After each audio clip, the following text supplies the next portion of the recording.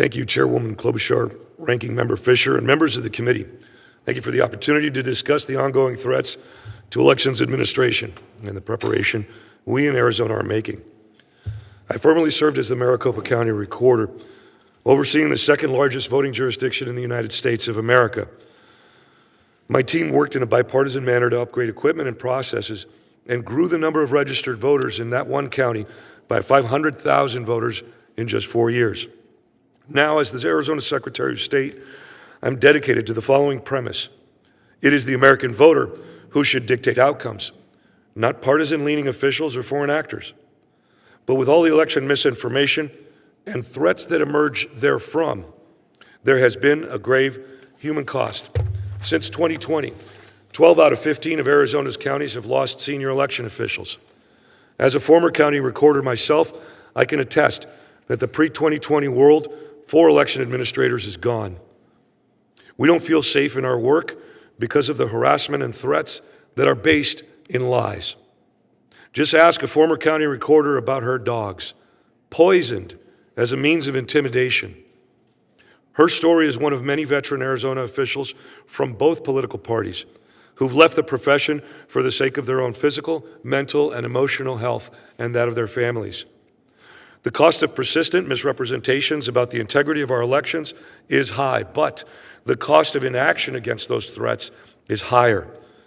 Some of the measures we've taken to address the loss of our expertise have included intensive certification training, developing a more user-friendly elections procedures manual, the rules of the game, hiring the first statewide Chief Information Security Officer dedicated to elections, instituting monthly security briefings, and bringing in technical experts from across the country, planning and executing tabletop exercises, including one upcoming in December with CISA, to participate and prepare against new threats. Speaking of new threats, artificial intelligence, which has the potential to confuse voters and wreak havoc on the administration of elections, is one of those emergent new threats. Imagine, if you will, members of the committee, an election administrator like myself, showing up in a deepfake, telling voters in a certain part of a jurisdiction that their polling places have been relocated and that the polling place times have changed.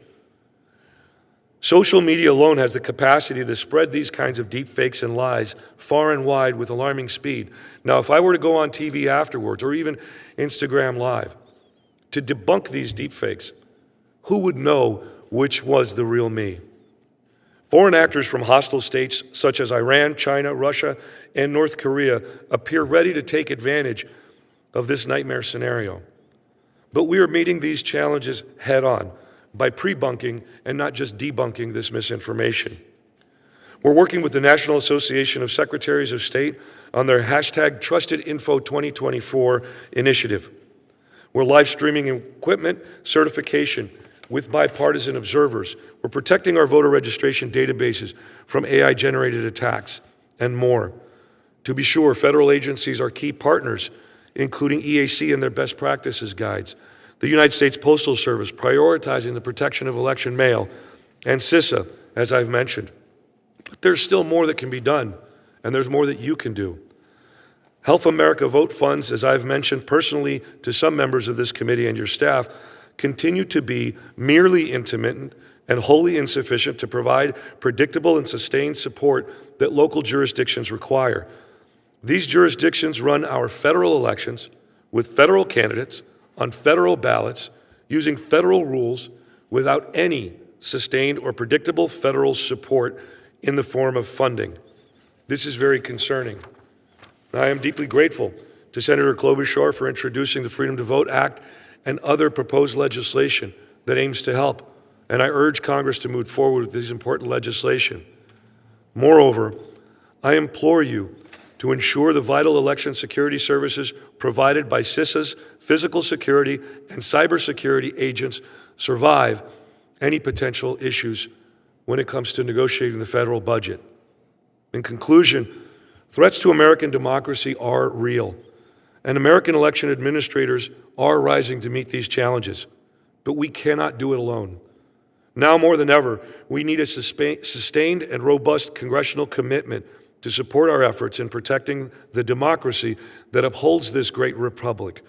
against the threats that every single one of us faces. I thank you for the invitation to testify, and I look forward to answering any questions. Thank you very much.